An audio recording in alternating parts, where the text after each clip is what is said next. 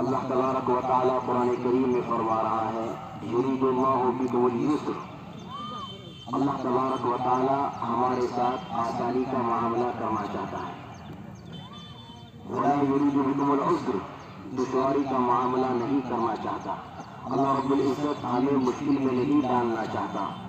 آسانی کیا ہے؟ آسانی یہ ہے کہ اللہ تبارک و تعالیٰ نے ہم پر صرف ایک مہینے کے روزے فرض کیے ہیں۔ اگر اللہ تبارک و تعالیٰ چاہتا پورے سال بھی ہم پر روزے فرض کر سکتا تھا، لیکن یہ اللہ رب العزت کی آسانی ہے۔ ان لوگوں کے لیے کچھ لوگ یہ سمجھتے ہیں ان کو رمضان کے مہینے میں بڑی دشواری ہوتی ہے۔ بہت سے حضرات ایسے بھی ہیں جو ایک بھی روزہ نہیں رکھتے، انہیں رمضان کا مہینہ مشکل نظر آتا ہے۔ کچھ ہیں جو جنہیں صرف جمعے کے روزے کی توفیق ہوتی ہے، تو انہیں یہ رمضان کا ایک مہینہ بھاری لگتا ہے۔ حالانکہ اللہ فرما رہا ہے اللہ ہمارے ساتھ آسانی کا معاملہ چاہتا ہے، مشکل کا معاملہ نہیں چاہتا۔ میرے عزیزوں، ہم یہاں جمع ہوئے ہیں رمضان المبارک کا مہینہ گزار کر، تاکہ اللہ رب العزت قرآن کریم میں فرما رہا ہے اس آیت میں وَلِتُكَبِّرُوا اللَّهَ عَلَىٰ مَا هَدَاكُمْ، تاکہ ہم اللہ رب العزت کی تکبیر بیان کرے، اللہ کی تعریف بیان کرے، کبریائی بیان کرے، اس کا شکر ادا کرے اس بات پر عَلَىٰ مَا هَدَاكُمْ کہ اس نے ہم کو ہدایت عطا فرمائی۔ ہدایت کا مل جانا اللہ رب العزت کی بہت بڑی نعمت ہے۔ ہدایت اتنی بڑی نعمت ہے کہ اگر اللہ تبارک و تعالیٰ کسی کو دولت دے اور ہدایت نہ دے تو پھر وہ قانون بنتا ہے۔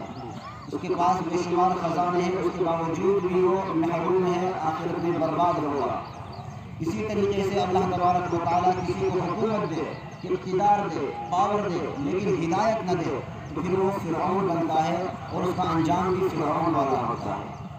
تو یہ ہدایت اتنی بڑی نعمت ہے کہ اللہ رب العزت کسی کو ہدایت بھی دے، اس کے ساتھ ساتھ میں اگر دولت بھی دے تو پھر وہ حضرت عثمان غنی رضی اللہ عنہ، حضرت عثمان بن عفان رضی اللہ عنہ بنتے ہیں۔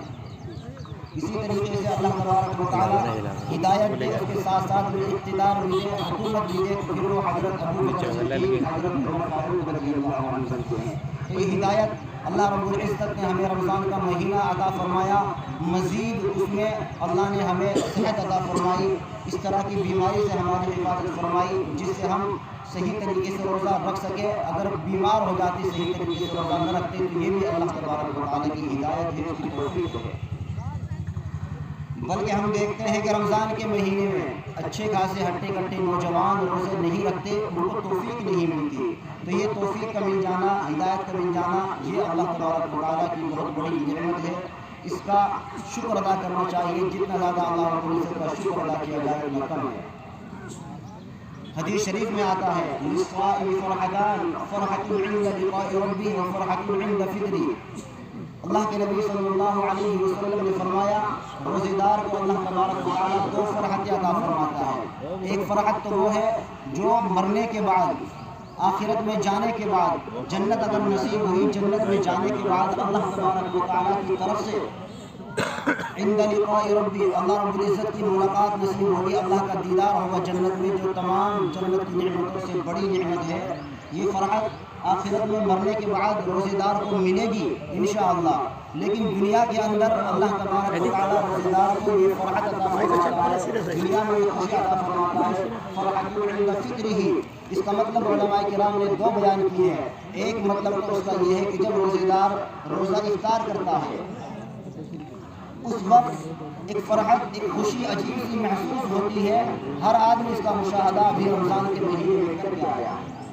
ہم پورے سال کھاتے ہیں پیتے ہیں، لیکن وہ لذت، وہ مزہ، وہ فرحت حاصل نہیں ہوتی جو رمضان کے مہینے میں روزہ رکھنے کے بعد افطار کے وقت جو فرحت حاصل ہوتی ہے، یہ روزے دار کے لیے فرحت ہے۔ دوسری فرحت، دوسری خوشی علماء کرام نے یہ بیان کی ہے جب رمضان کا پورا مہینہ گزارنے کے بعد عید کا دن آتا ہے تو جو ایک ذمہ داری، ایک فریضہ اللہ تعالیٰ نے ہمارے اوپر عائد کیا تھا، ہم نے اس کو مکمل کیا تو اللہ نے ہمارے اوپر سے اللہ کی مہمان نوازی ہے۔ لیکن عید کا دن خاص طور سے مہمان نوازی اس لیے ہے کہ اگر کوئی شخص عید کے دن روزہ رکھنا چاہے تو روزہ نہیں رکھ سکتا۔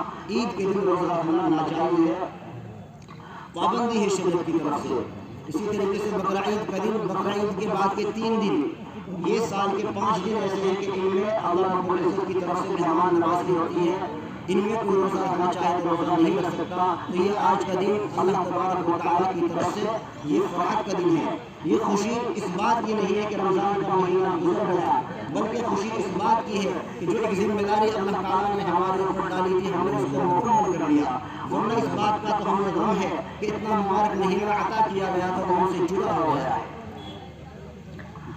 ہم دیکھتے ہیں کہ جب 29 رمضان میں جو روزے نہیں رکھتے وہ یہ تمنا کرتے ہیں کہ آج چاند نظر آ جائے، کل کو عید ہو جائے، لیکن جو روزے دار ہوتے ہیں، جنہیں روزے سے محبت ہوتی ہے، ان کی آرزو یہ ہوتی ہے، ان کی تمنا یہ ہوتی ہے کہ آج چاند نظر نہ آئے تاکہ ایک روزہ اور مل جائے، رمضان کا ایک دن اور نصیب ہو جائے، ان کی یہ تمنا یہ آرزو ہوتی ہے۔ تو ہماری یہ خوشی اس بات کی خوشی نہیں ہے کہ رمضان گزر گیا، جان بچ گئی، بلکہ اس بات کی خوشی ہے کہ اللہ نے ہمارے دل میں جو کام لگایا تھا ہم نے وہ مکمل طریقے سے ادا کر لیا ہے۔ میرے عزیزو، ہم جو یہ عید کا دن مناتے ہیں، اسی طریقے سے دوسری قومیں، دوسرے مذہب کے اندر بھی عید کا دن منایا جاتا ہے، خوشی منائی جاتی ہے، لیکن اگر ہم اس کا پس منظر دیکھیں، اس کا بیک گراؤنڈ دیکھیں، تو وہ عید کا دن جو مناتے ہیں، خوشی کا دن جو مناتے ہیں، اس کے پیچھے کوئی نہ کوئی ان کا ماضی کا ایسا اہم واقعہ ہوتا ہے جس کی یاد میں وہ اس دن کو مناتے ہیں۔ حضرت نوح علیہ السلام کو ان کی قوم کو اللہ تبارک و تعالیٰ نے کشتی میں سوار کے ان کو نجات دی، تو ان کی قوم نے اس دن کو عید کا دن قرار دیا، ہر سال اس دن وہ خوشی منانے لگے۔ حضرت ابراہیم علیہ السلام کو اللہ تبارک و تعالیٰ نے جب آگ سے نجات عطا فرمائی، ان کو آگ میں ڈالا گیا، اللہ تبارک و تعالیٰ نے حکم دے دیا آگ کو، قلنا یا نار کونی بردا وسلاما علی ابراہیم، اے آگ ابراہیم پر ٹھنڈی ہو جا، سلامتی والی ہو جا۔ تو اس دن کو ان کی قوم نے عید کا دن قرار دے دیا۔ اسی طریقے سے حضرت موسیٰ علیہ السلام کو اللہ تبارک و تعالیٰ نے فرعون سے نجات عطا فرمائی، فرعون کو سمندر میں غرق کیا، ان کی قوم حضرت موسیٰ علیہ السلام اور ان کی قوم کو نجات عطا فرمائی، تو ان کی قوم نے یہودیوں نے اس دن کو عید کا دن قرار دے کر عید کے طور پر خوشی کے طور پر اس دن کو منانے لگے۔ اسی طریقے سے عیسائی کو دیکھو، حضرت عیسیٰ علیہ السلام کی پیدائش 25 دسمبر کو عید کا دن مناتے ہیں، لیکن ہم دیکھیں ہمارا جو یہ عید کا دن ہے اس کے پیچھے کوئی ایسا اہم واقعہ نہیں ہے جس کی یاد میں ہم یہ عید کا دن مناتے ہیں۔ حالانکہ مسلمانوں کی تاریخ، اسلامی تاریخ اہم واقعات سے لبریز ہے، بھری ہوئی ہے، بے شمار اہم واقعات ہیں، لیکن کسی دن کو عید کا دن قرار نہیں دیا گیا۔ اگر دیا جاتا تو حضرت محمد مصطفیٰ صلی اللہ علیہ وسلم کے دنیا میں آنے کا جو دن ہے، یہ اللہ کے نبی صلی اللہ علیہ وسلم کے صدقے طفیل میں دنیا کا نظام سجایا گیا ہے۔ یہ سب سے اہم دن تھا، اس کو بھی اللہ نے عید کا دن قرار نہیں دیا۔ اسی طریقے سے آپ کو جب نبوت عطا فرمائی، آپ کے سر پر جب نبوت کا تاج سجایا گیا، اس دن کو بھی عید کا دن قرار دیا جا سکتا تھا، لیکن وہ دن بھی عید کا دن قرار نہیں دیا گیا۔ اسی طریقے سے بہت سے بے شمار ایسے واقعات ہیں، لیکن سبق یہ دے دیا گیا ہمیں، اللہ نے یہ سبق دیا ہے کہ ہم عید جو مناتے ہیں، عید سے پہلے رمضان کا مقدس مہینہ گزارتے ہیں، عبادتیں کرتے ہیں، اللہ کے حکم کو پورا کرنے کے بعد یہ خوشی کا دن دیا ہے، تو اللہ تبارک و تعالیٰ ہمیں یہ پیغام دینا چاہتا ہے، یہ بتانا چاہتا ہے کہ مسلمانوں، تمہاری تاریخ، اسلامی تاریخ بے شمار واقعات سے بھری پڑی ہے، تمہارے بزرگوں نے، تمہارے آباء و اجداد نے بڑے بڑے کارنامے انجام دیے، لیکن تمہاری خوشی کے لیے، تمہاری مغفرت کے لیے تمہارا اپنا عمل ہونا چاہیے۔ تم آخرت میں اس بات پر نجات نہیں پا سکتے کہ ہمارے بڑوں نے بڑے بڑے کارنامے انجام دیے، تمہاری بخشش کے لیے، مغفرت کے لیے تمہارا اپنا عمل ہونا ضروری ہے۔ قرآن کریم میں ہے جس کے نیکیاں نامہ اعمال میں زیادہ ہوگی اس کا پلڑا بھاری ہوگا اور وہ پسند عیش میں ہوگا، جس کے نامہ اعمال میں نیکیاں کم ہوگی اس کو جہنم میں ڈال دیا جائے گا۔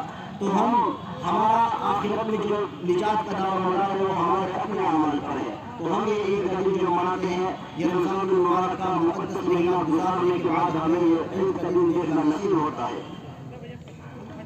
اللہ تبارک و تعالیٰ حدیث شریف میں آتا ہے کہ عید کے دن فرشتوں کے سامنے فخر کرتا ہے، فرشتوں کے سامنے اپنے بندوں پر فخر کرتا ہے، اس بات پر فخر کرتا ہے کیونکہ جب اللہ تبارک و تعالیٰ نے انسانوں کو دنیا میں بھیجنے کا ارادہ فرمایا تو اللہ نے فرشتوں سے کہا تھا وَإِذْ قَالَ رَبُّكَ لِلْمَلَائِكَةِ إِنِّي جَاعِلٌ فِي الْأَرْضِ خَلِيفَةً، کہ میں دنیا میں اپنا خلیفہ اپنا نائب بھیج رہا ہوں. اس وقت فرشتوں نے جواب دیا تھا, یہ اعتراض کیا تھا, قالوا اتجعل فيها من يفسد فيها ويسفك الدماء, اے اللہ آپ ایسی مخلوق کو دنیا میں بھیج رہے ہو, دنیا میں جانے کے بعد فساد پھیلائے گی, خوریزی کرے گی, آپس میں لڑائی جھگڑے کرے گی. چونکہ فرشتوں کو تجربہ ہو چکا تھا, اللہ تبارک و تعالیٰ نے انسانوں سے پہلے جناتوں کو بھیجا, انہوں نے یہی سب کیا.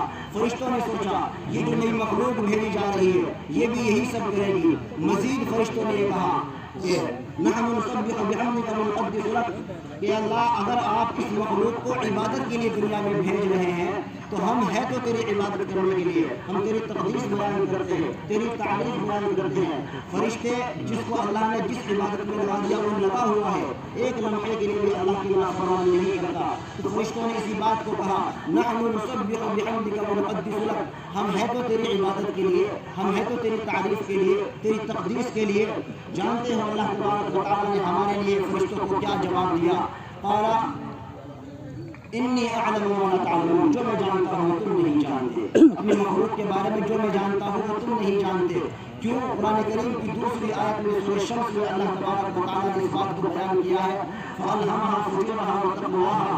اللہ تبارک و تعالیٰ نے انسانوں کے اندر ایسا مادہ رکھا ہے کہ وہ گناہ بھی کر سکتے ہیں, گناہ کرنے کی خاصیت بھی رکھی ہے, نیکی کرنے کی خاصیت بھی رکھی ہے. یہ چیز فرشتوں کے اندر نہیں ہے. فرشتے اگر چاہے وہ چاہ کر بھی گناہ نہیں کر سکتے, نافرمانی نہیں کر سکتے, ان کے اندر یہ چیز اللہ نے رکھی ہی نہیں ہے. یہ چیز تو صرف انسانوں کے اندر اللہ تبارک و تعالیٰ نے رکھی ہے. ان کے اندر خواہشات بھی پیدا ہوتی ہے, ان کے دل میں مال و دولت کا لالچ بھی ہوتا ہے, ہر چیز ان کے اندر ہوتی ہے. لیکن جب بندہ اللہ رب العزت کے خوف سے, اللہ کی محبت میں, اللہ کے ڈر سے گناہوں سے رکتا ہے تو اللہ تبارک و تعالیٰ کو بہت خوشی ہوتی ہے. تو فخر اسی بات پر کیا جاتا ہے کہ یہ میرے بندے, ان کے ذمے میں نے ایک کام لگایا تھا. یہ رمضان کے مہینے میں میں نے دن کے اجالے میں ان کے کھانے پینے کو روکا, حالانکہ ان کو پیاس لگتی ہے, بھوک لگتی ہے, کوئی دیکھنے والا نہیں ہوتا. نماز کے لیے وضو کرتے ہیں, وضو میں کلی کرنا سنت ہے, منہ کے اندر پانی لے جاتے ہیں لیکن حلق سے نیچے ایک قطرہ نہیں جانے دیتے کہ میرا اللہ مجھے دیکھ رہا ہے. یہ چیز اللہ کو پسند ہے, یہ چیز اللہ تعالیٰ دیکھنا چاہتے ہیں کہ جس طریقے سے رمضان کے مہینے میں ہم جائز چیزوں کو چھوڑ دیتے ہیں, رمضان کے علاوہ ناجائز چیزوں کو چھوڑنا ہمارے لیے بہت آسان ہے. تو اس بات پر اللہ تبارک و تعالیٰ فخر کرتا ہے. تو میرے عزیزوں, ہمیں یہ رمضان کا مہینہ مقدس مہینہ ملا ہے, ہم نے اس میں عبادتیں کی ہے. تو اب رمضان کا مقصد یہ ہے یا ایھا الذین آمنوا کتب علیکم الصیام کما کتب علی الذین من قبلکم لعلکم تتقون. روزے فرض اس لیے کیے گئے ہیں تاکہ ہم متقی بن جائیں, ہمارے اندر تقویٰ آ جائے. یہ ہمارے 11 مہینے تقوی کے ساتھ گزر جائے. ایک مہینہ کافی ہوتا ہے اپنی زندگی بدلنے کے لیے.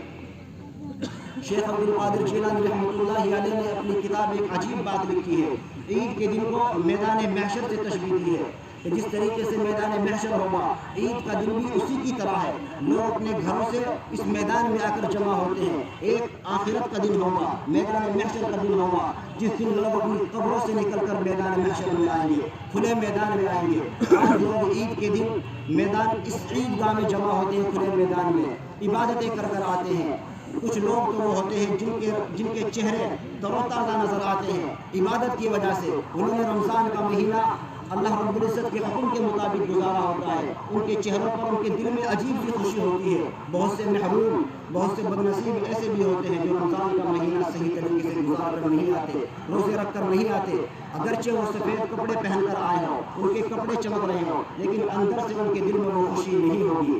اگرچہ ان کے چہروں پر یہاں یہ فرق کرنا بہت مشکل ہے, لیکن وہ جو قیامت کا دن ہوگا اس دن قرآن بیان کرتا ہے وجوہ یومئذ ناظرہ الی ربہا ناظرہ. اس دن جو دنیا کے اندر تقوی کے ساتھ زندگی گزار کر آئے گا تو ان کے چہرے تر و تازہ ہوں گے, چمک رہے ہوں گے, ان کے چہروں پر خوشی ہوگی.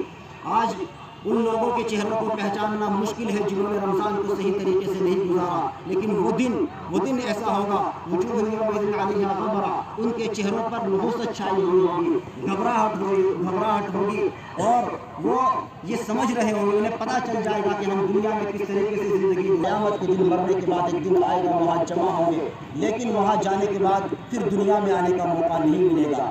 آج ہماری سانسیں چل رہی ہے، آج اللہ نے ہمیں جوانی دی ہے، زندگی دی ہے، اس کی قدر کرو، اپنی زندگی کو تبدیل کرو۔ اگر وہاں پہنچ گئے اور وہاں ناکامی کا سامنا کرنا پڑا، وہ ایسا دن ہوگا سأل سائل بعذاب واقع للكافرین لیس له دافع من اللہ ذی المعارج تعرج الملائکۃ والروح الیہ فی یوم کان مقدارہ 50,000 سنہ۔ قرآن نے اس دن کی مقدار کو بیان کیا ہے، وہ دن 50,000 سال کے برابر کا ایک دن ہوگا۔ اس دن سب کے اعمال نامے دکھلا دیے جائیں گے۔ فَمَن يَعْمَلْ مِثْقَالَ ذَرَّةٍ خَيْرًا يَرَهُ وَمَن يَعْمَلْ مِثْقَالَ ذَرَّةٍ شَرًّا يَرَهُ۔ دنیا کے اندر ہلکی سی بھی نیکی کی ہوگی وہ بھی دکھا دی جائے گی، گناہ کیے ہوں گے چھپ کر کیے ہوں گے وہ بھی سامنے ظاہر کر دیے جائیں گے۔ تو میرے عزیزوں، وہاں نامہ اعمال پیش کیے جائیں گے۔ بہت سے لوگ تو وہ ہوں گے جن کا اعمال نامہ ان کے دائیں ہاتھ میں دیا جائے گا، وہ خوشی خوشی اپنے گھر والوں کے پاس جائیں گے، اپنے گھر والوں کو دکھائیں گے، دیکھو میں کامیاب ہو گیا۔ بہت سے لوگ ایسے بھی ہوں گے ان کا نام اعمال ان کے بائیں ہاتھ میں کمر کے پیچھے سے دیا جائے گا۔ اللہ رب العزت ہماری حفاظت فرمائے، ہم سب کو ہمارے نام اعمال نامے دائیں ہاتھ میں عطا فرمائے، چونکہ وہاں جانے کے بعد پھر واپس آنے کا موقع نہیں ملے گا۔ قرآن میں اللہ رب العزت فرماتا ہے وَجَاءَ رَبُّكَ وَالْمَلَكُ صَفًّا صَفًّا، جس دن اللہ اور اس کے فرشتے قطار باندھے ہوئے آئیں گے۔ وَجِيءَ يَوْمَئِذٍ بِجَهَنَّمَ، جہنم کو لایا جائے گا، سامنے کر دیا جائے گا۔ اس دن انسان کو خبر آئے گی، عقل آئے گی، لیکن اس دن عقل آنے کا کوئی فائدہ نہیں ہوگا۔ یقول یا لیتنی قدمت لحیاتی، پھر آدمی تمنا کرے گا کاش میں دنیا میں اچھے اعمال کر لیتا، اپنی زندگی کے لیے، آخرت کی اصل زندگی کے لیے کچھ آگے بھیج دیتا تو آج میرے مقام آ جاتا۔